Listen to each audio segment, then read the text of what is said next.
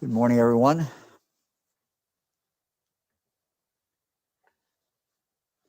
On Monday, we announced the outline of our budget proposal. We talked in detail about investments that will boost our economy as well as strengthen our workforce. Today, I want to break down our two-year vision for public safety and criminal justice.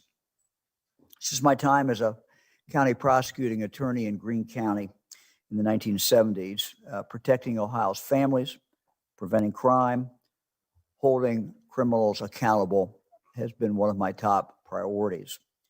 Our administration's focus on safeguarding citizens, preventing injustice, equipping local law enforcement with the right tools to keep communities safe is reflected in our most recent budget proposal.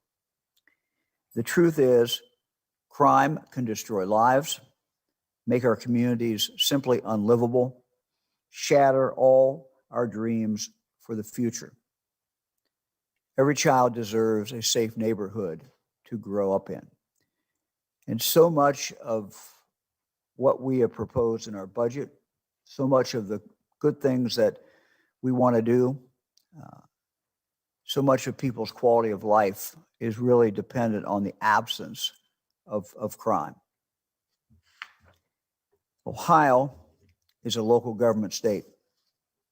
Our local police departments, our sheriff departments, the men and women of these departments are the ones on the ground every day protecting Ohio citizens.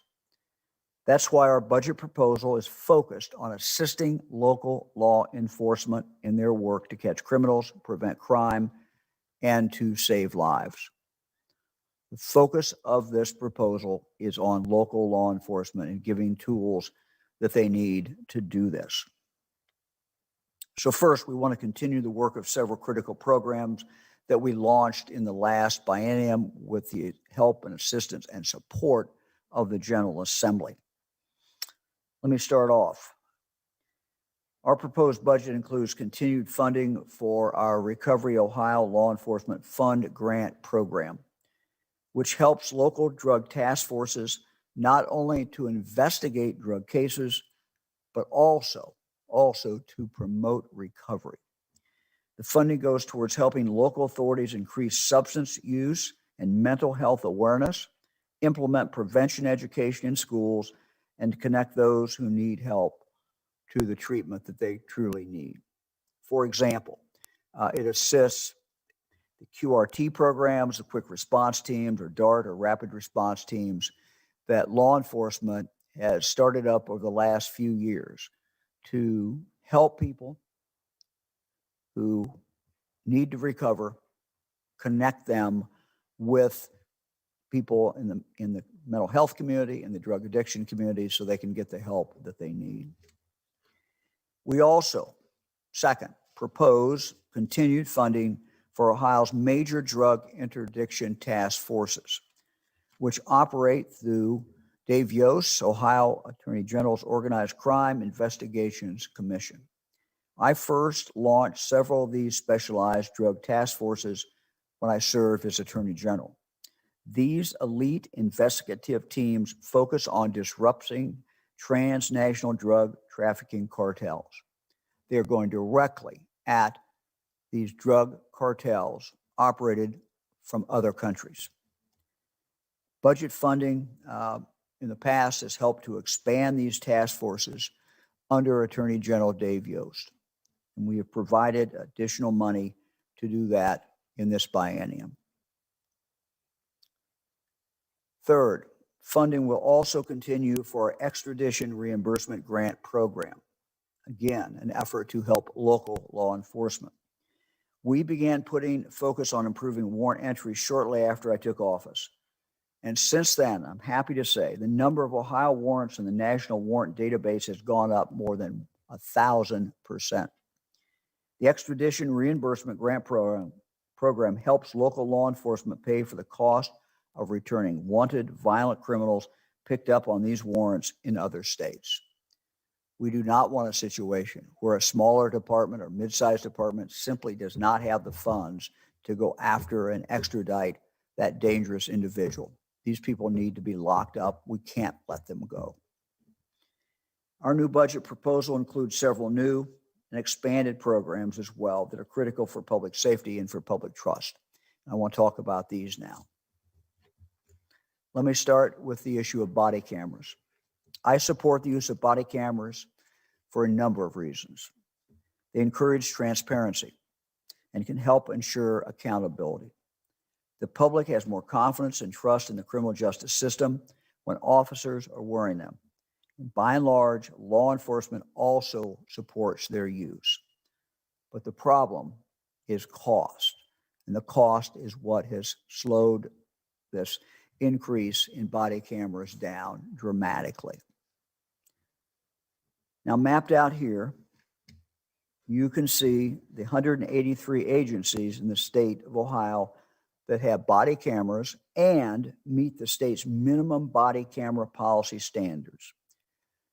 183 departments. That may sound like a lot, but we have around 900 police agencies in the state. So only 183 of them today both have body cameras and meet the state's standards. Now, the state only tracks agencies that follow the Ohio Community Police Collaborative's body-worn camera standards, so there may be other agencies with body cameras not listed here. But overall, our best estimate is that up to 2/3 of law enforcement agencies statewide, mostly Ohio's smaller jurisdictions, do not have body cameras. That must change. The truth is that many of these smaller agencies, they simply do not have the funds to purchase body cameras. The cameras themselves aren't cheap. The cost to store hours and hours of video is expensive, and even the process of responding to public records requests is extremely labor intensive. Our budget proposal creates a $10 million grant fund to help local law enforcement agencies get more body cameras on more officers. My goal is for every police officer in the state of Ohio to have a body camera. I think it protects police, it protects the public. It's good to have that transparency. It's the right thing to do. And by doing this, we will move Ohio forward.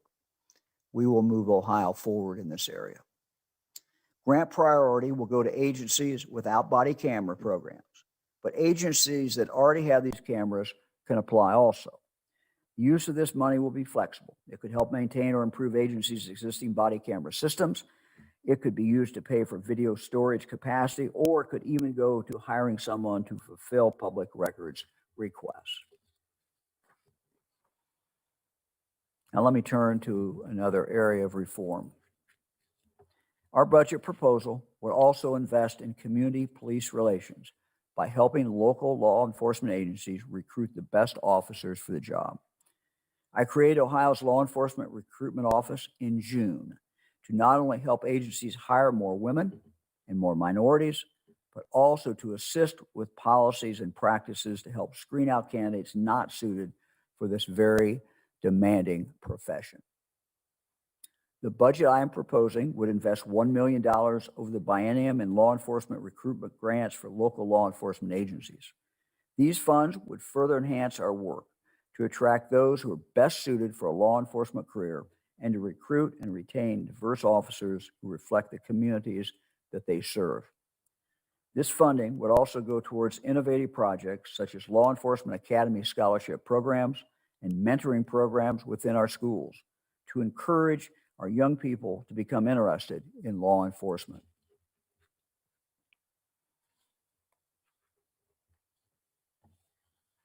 Let me turn now to school safety. I want to talk about our Ohio School Safety Center. My proposed operating budget would also invest more in the overall safety of students in our schools. Nothing is more important than protecting our children. As part of our Strong Ohio initiative, I created the Ohio School Safety Center in 2019 as a centralized office to focus exclusively on helping schools, law enforcement, and the mental health community to prevent, to prepare for, and respond to threats and acts of violence, including self-harm, in our schools.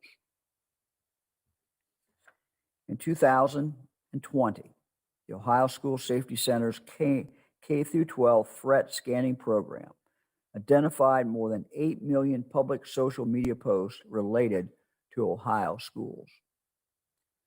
The program then used artificial intelligence to alert staff to posts indicative of unsafe, suspicious, or harmful activity.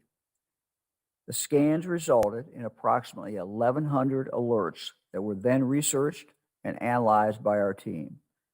Actionable information, such as bomb threats and threats of physical harm, were then funneled back to local officials for intervention.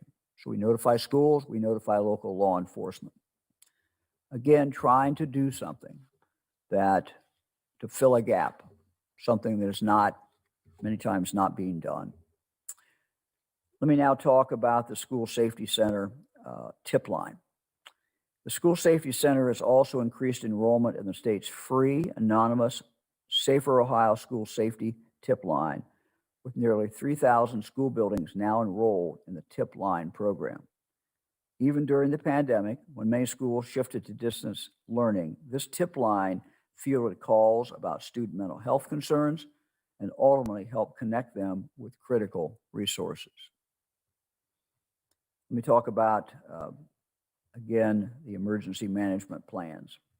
Our school safety team, in addition to these things, also reviews thousands of school emergency management plans each year that are submitted by the schools. Schools that update plans, change plans, they are reviewed by this group. Last year, our team helped schools incorporate pandemic response procedures into their plans. When we created the Ohio School Safety Center, we launched it using existing resources.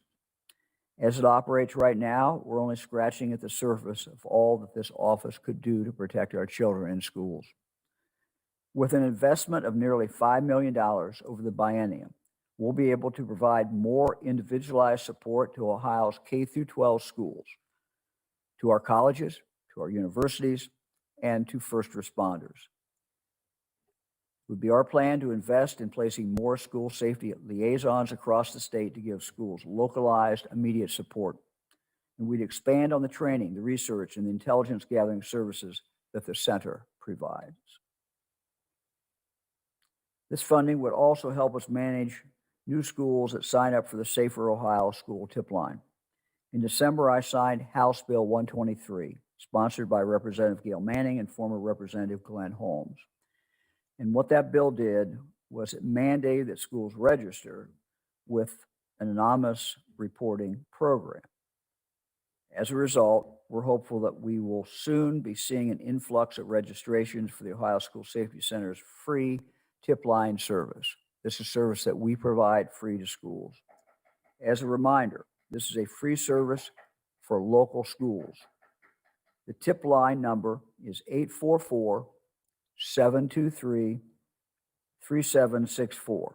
Again, the tip line number is 844-723-3764. Let me turn now to what we call ONEC, Ohio Narcotics Intelligence Center. Our operating budget also proposes that we double Ohio's investment in Ohio's Narcotics Intelligence Center, called ONEC for short, to $13 million. The General Assembly funded the creation of ONEC as part of the last biennium budget. Criminal intelligence analysts and computer forensic specialists at our offices in Columbus and Cleveland currently help local law enforcement investigate large-scale drug trafficking cases by combing through cell phones and electronic seized as part of these investigations. So again, this is an example of how we help the almost 1,000 law enforcement agencies in the state of Ohio, who many times do not have the ability, do not have the time to comb through all of this electronic equipment. There is a world of evidence inside these phones, and the extraction technology at ONEC is second to none and is not widely available anywhere in Ohio. Our team can pull information out of these phones fast and then turn around a complete analysis and give that to local law enforcement in a matter of days. To help local law enforcement, our team processed an estimated 200 terabytes of data in 2020. They reviewed 2.6 million text messages, and these are actual reviews, more than 3 million images, and nearly 120,000 videos from electronic evidence seized in narcotics cases. Further, our team has helped unravel complex drug trafficking operations.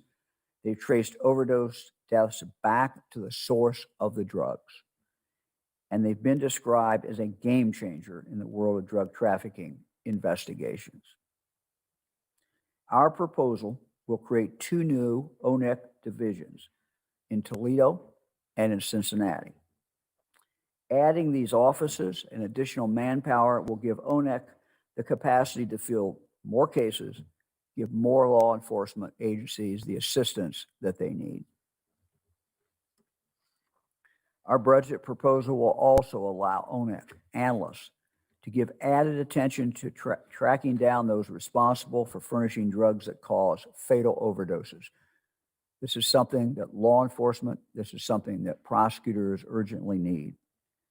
This is the type of investigation where ONEC can play a huge role in helping local law enforcement and prosecutors. When I was Attorney General, I launched the Bureau of Criminal Investigation's Sexual Assault Kit Testing Initiative to analyze old rape kits that had never been tested for DNA. Just like that, when fatal overdose victims' cell phones are collected as evidence, local law enforcement often don't have the time nor the technology to examine them. By investing more funding in ONEC, our analysts will be able to work with agencies who have a backlog of phones in their property rooms. We'll be able to dust them off, start making connections that lead back to suppliers, even in cases that are several years old. The expansion of the ONEC would also allow our team to further investigate the connections we're finding between illegal drugs and stolen guns. In 2020, gun crimes in many cities across our state hit record levels. In Columbus, for example, they've seen a 24% increase in violent firearm incidents. Now we know that most gun crimes are committed by convicted felons who are already prohibited by law from even possessing a gun. We also know that there are a lot of stolen guns out there. So many that my Department of Public Safety recently teamed up with Attorney General Dave Yost's office to create the Attorney General's new stolen gun portal to help identify and recover stolen firearms. As our ONEC team analyzes electronics confiscated in narcotics cases, they're increasingly finding drug traffickers who are also dealing in stolen firearms. Should not be a shock. During drug sales, they're asking for payments in guns instead of cash. Tragically, I feel confident in saying that many of these firearms are the ones ultimately used to kill, to hurt our fellow Ohio citizens. By investing in additional manpower and technology, our narcotics intelligence team will put added focus not only on connecting the dots between drug trafficking organizations, but also they'll dig deeper to gather intelligence for local law enforcement and prosecutors on the gun trafficking aspects of these cases as well. Let me now turn to violent crime reduction grants. At the same time, we must do even more to curb the gun violence that continues to plague many of our neighborhoods. Too many people are dying. Too many children, innocent children, are being killed before they've barely had a chance to live.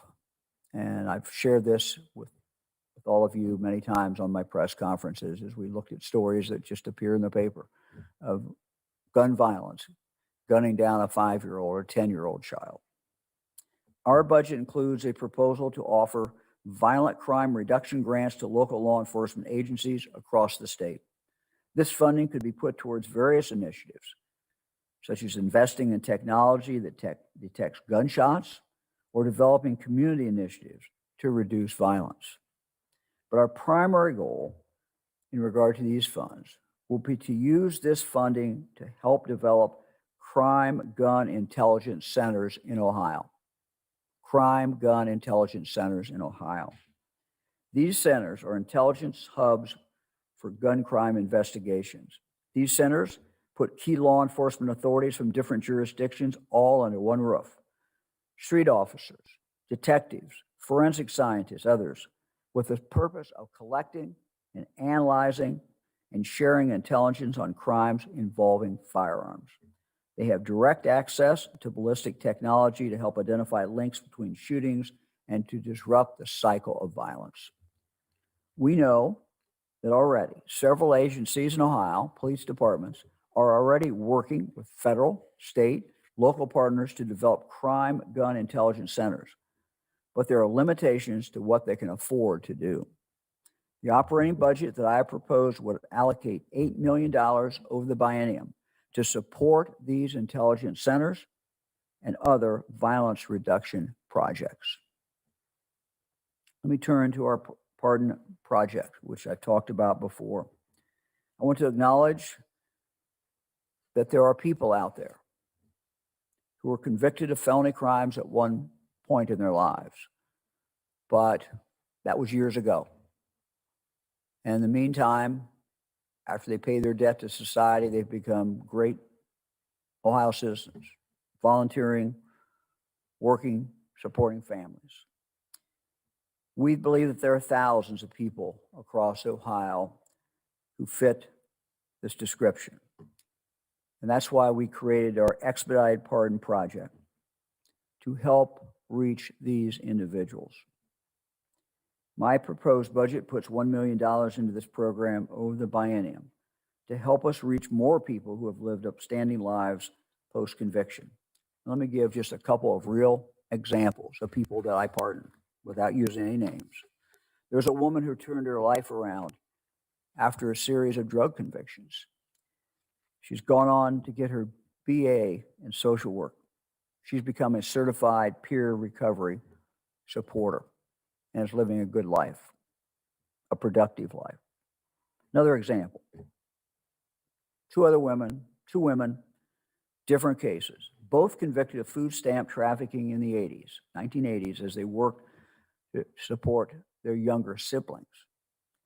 One has gone on to earn a degree in business management, is an active community volunteer, and wants to pursue a degree in social work. The other went on to earn a degree in accounting, has worked for the same employer for 35 years, and is an active volunteer for her church. These were examples of the type of people that we want to get their information and then be able to grant them a pardon. Right now, we're working in partnership with law clinics at Ohio State and the University of Akron. But we hope to expand this program so that those deserving of a pardon can get help from other law clinics in Ohio. To further help reformed citizens move forward with their lives, we've also added language in the budget to seal pardoned citizens' records. Right now, pardoned crimes still appear on background checks.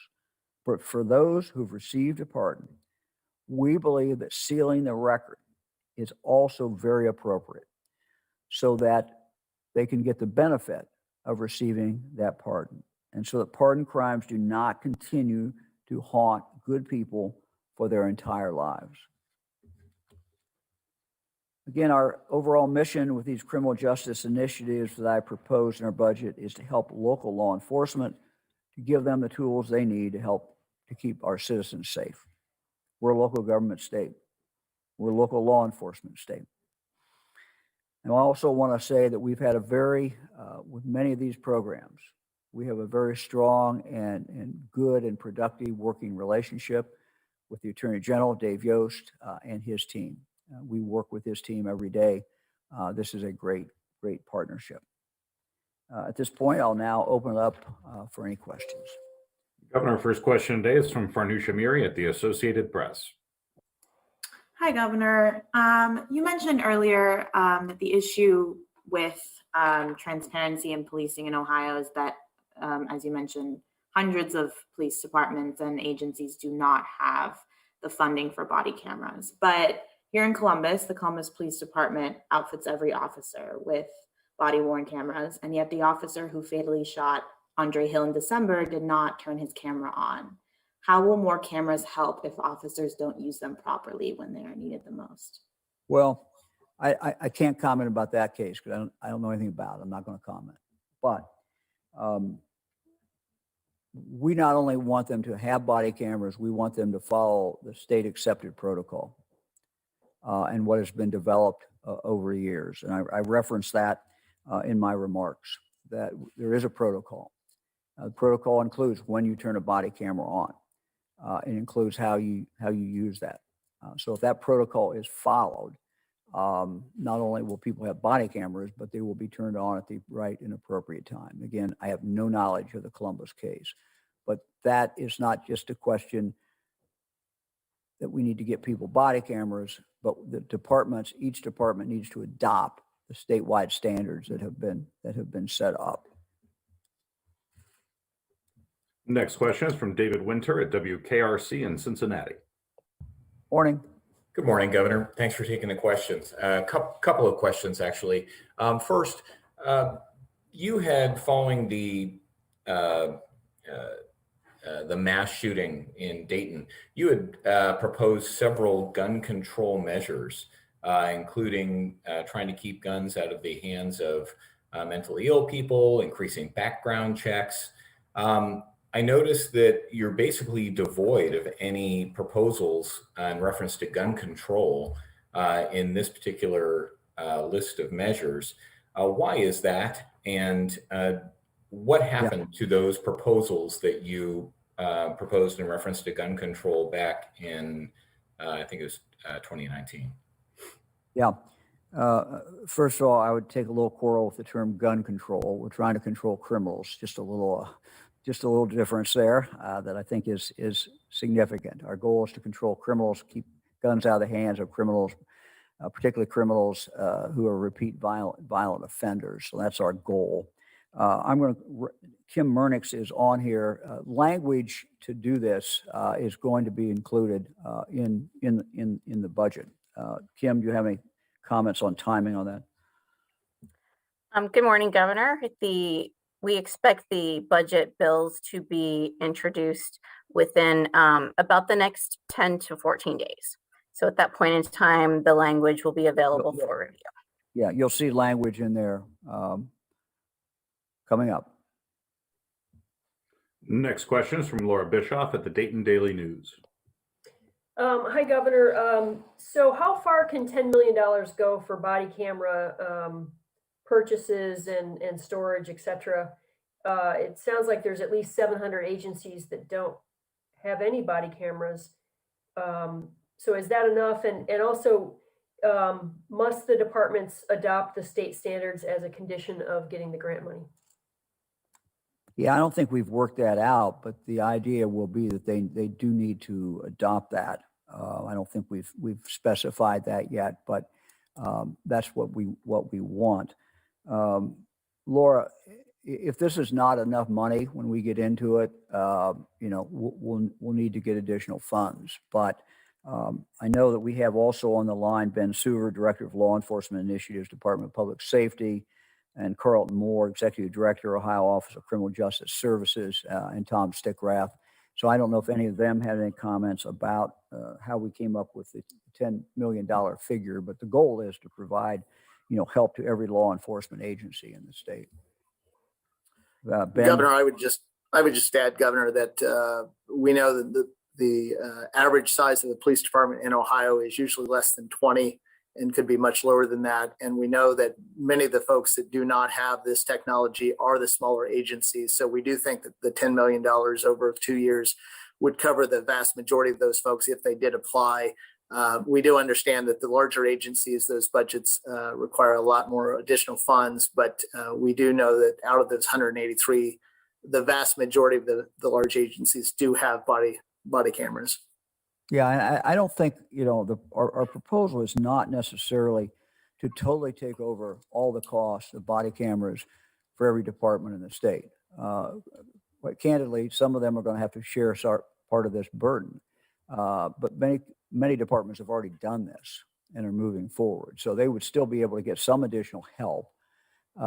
But if you look at, as Ben indicated, you have many small departments that don't have body cameras. And frankly, when you look at their budget, there's simply no way they're going to get body cameras. So, What we want to do is end up with the situation where every officer in the state, has a body camera. That's the goal. And again, we're a local government state, and I suppose state, local agencies can refuse to do it, but we want to make it easier for them. We want to take away the economic challenge that they face in order to get body cameras. Next question is from Paul Teasley at Hannah News Service.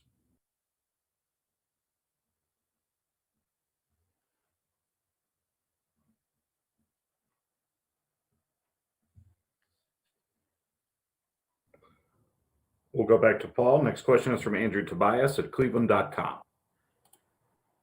Hi, Governor. This is similar to an earlier question, but I just wanted to make sure I understood. What elements of your budget are you trying to accomplish things that were unsuccessful in your Strong Ohio plan? And then generally, I was hoping that you could just address whether this is just trying to get at the problems that you've seen in a different direction by going this way. Yeah, you're going to see in the language that you don't have yet, that, as Kim said, will be unveiled in several weeks. You're going to see language of a great deal of those initiatives. I've told you that, we're not giving up on those. We're coming back. So we're back to the legislature again, but it was not in the blue book. You don't see it in the blue book. You will see that in legislative language. Next question is from Jim Province at the Toledo Blade. Hi, Governor. Thanks again for doing this. Could you give, I don't know if this is a question for you or maybe it's a question for Kim, but does this budget anticipate any savings from a smaller prison population going forward over the next 2 years as a result of these changes? Director, you want to take that? Sure, Governor. We've funded the Department of Rehabilitation and Correction. Given the current and anticipated population levels, we're not planning for a great expansion or a great contraction of the population, but continuing the service levels and allocating the funding that is necessary to ensure that DRC is able to continue with the addressing the COVID crisis. So we've adequately funded current operations.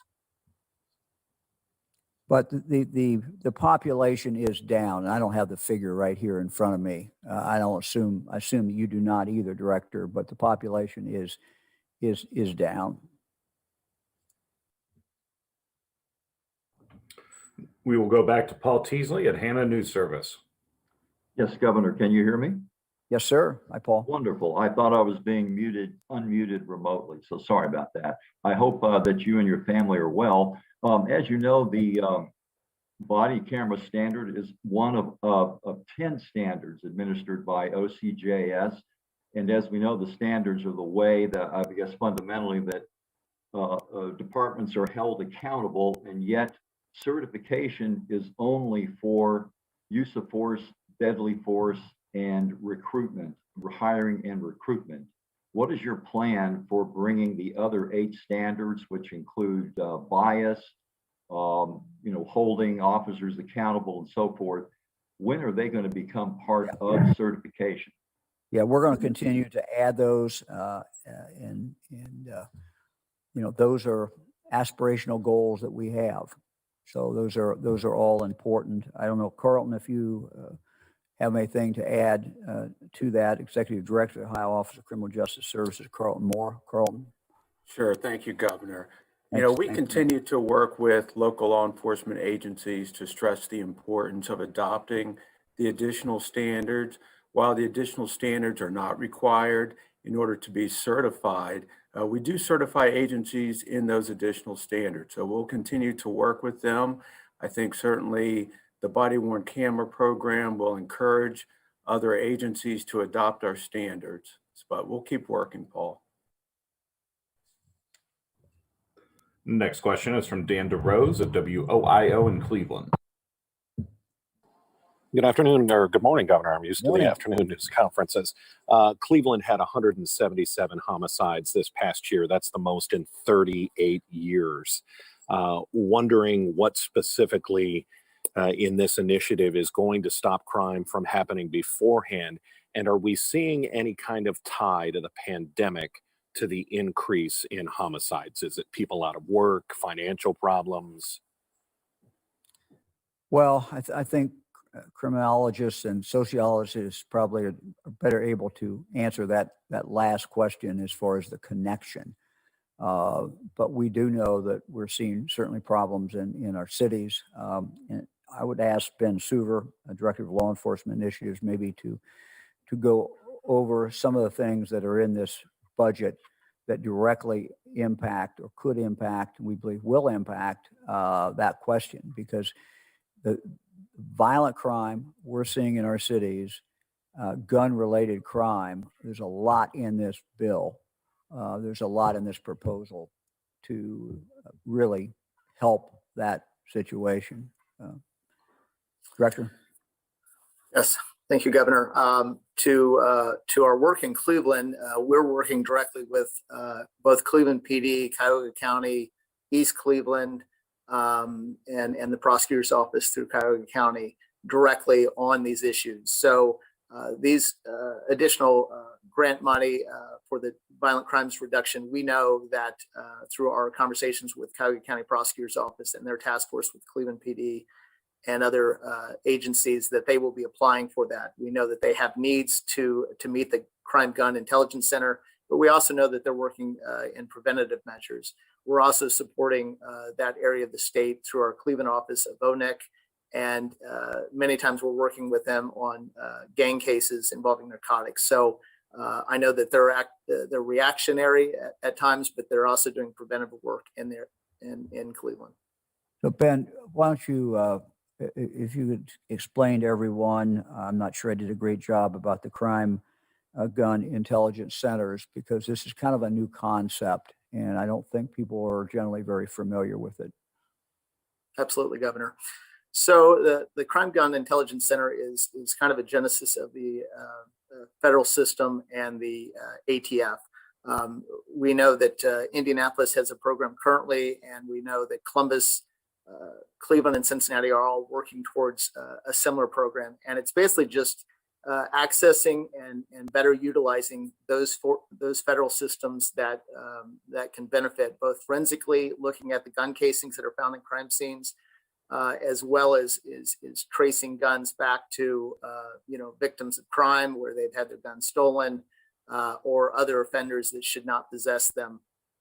Many times, by using multiple devices to include identification of shots being fired, and Columbus police respond to those shots, we're able to identify casings that match multiple suspects in multiple crime scenes to multiple victims, that without that technology, without those databases, you would not be able to identify. And these grant funds would further those missions to further identify suspects, to get them off the street and take the firearms away from them.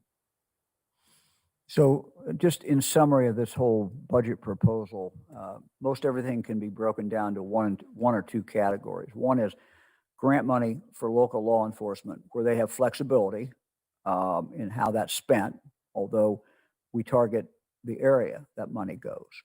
The other is with the Attorney General and with us, giving the local law enforcement maybe intelligence, other things, processing of cell phones, et cetera, that they cannot do themselves.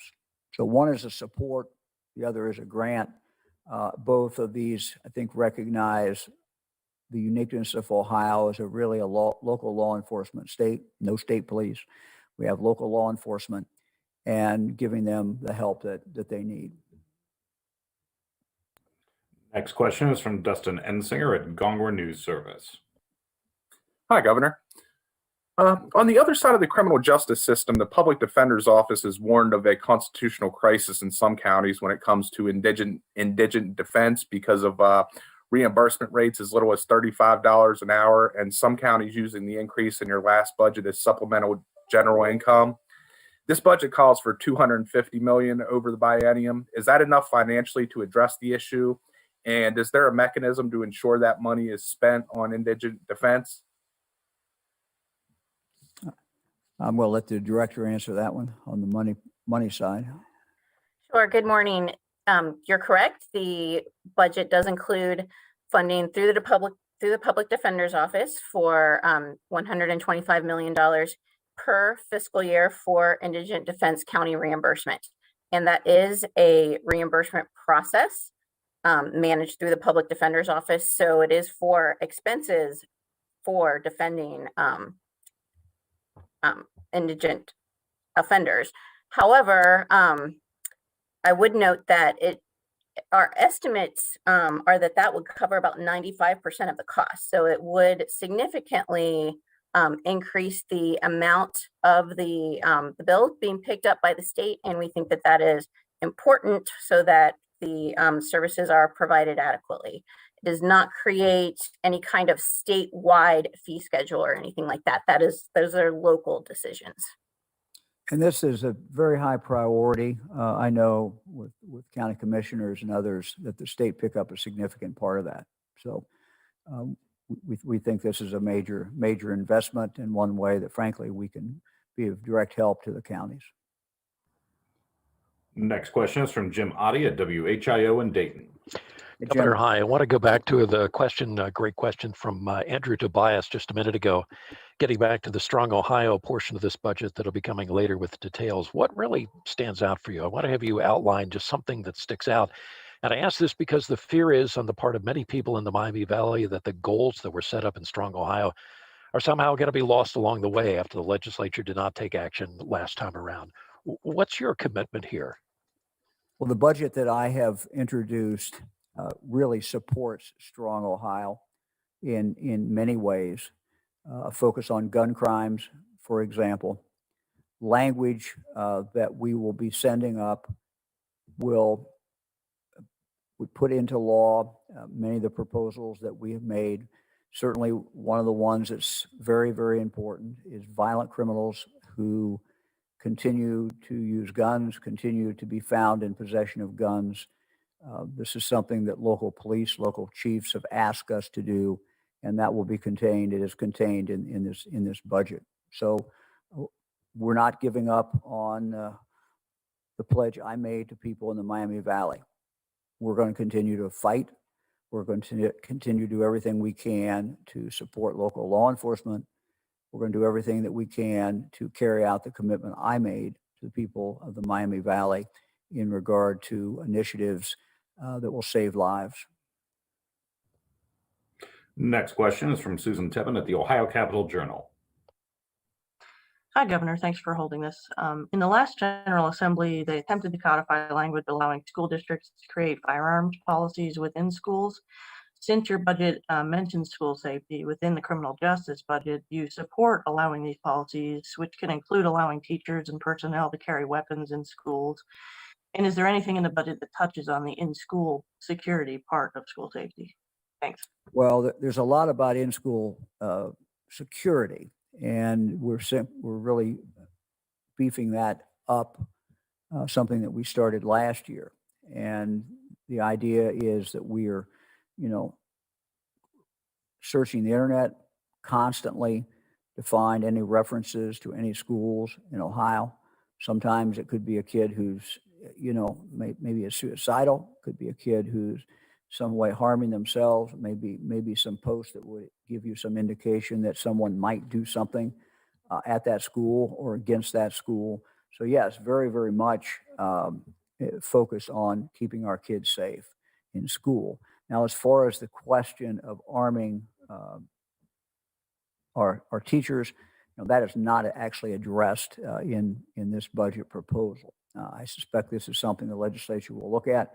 This is something the legislature will in all likelihood hold hearings on, but that's not in this budget proposal. Governor, next question is the last question for today, and it belongs to Adrienne Robbins at WCMH in Columbus. Hi, Governor. Thank you for taking our questions today. I understand that you have obviously a large background in the criminal justice system, but when you came up with this budget, did you talk to any heads of local police departments or some of the mayors, some of the people who are seeing kind of on the front lines this rise in gun violence? whether it be Columbus, Cleveland, Toledo, any of these cities?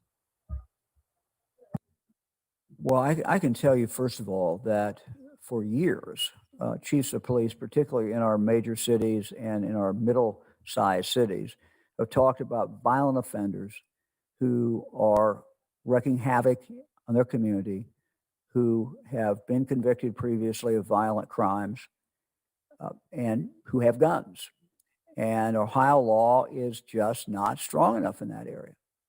And so our proposal, the General Assembly that we made last year, proposal we're making again, deals directly with that. And so that's a direct result of conversations I've had for years with what mayors in our cities and what chiefs of police have told me as well. Ben, you want to add anything to that? Because I know you work with local law enforcement a lot, or Carlton, either one of you.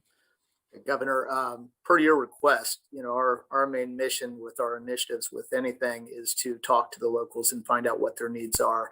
And so, of course, we focus in on the Buckeye State Sheriff's Association as well as the Ohio Association of Chief of Police.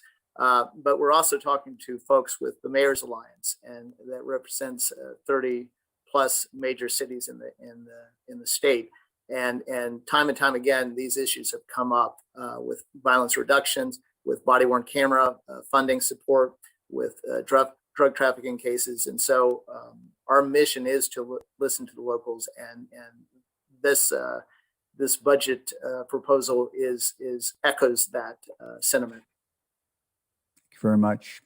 Guess that's the last question. We'll see you all tomorrow on a regular press conference at 2:00. Thank you.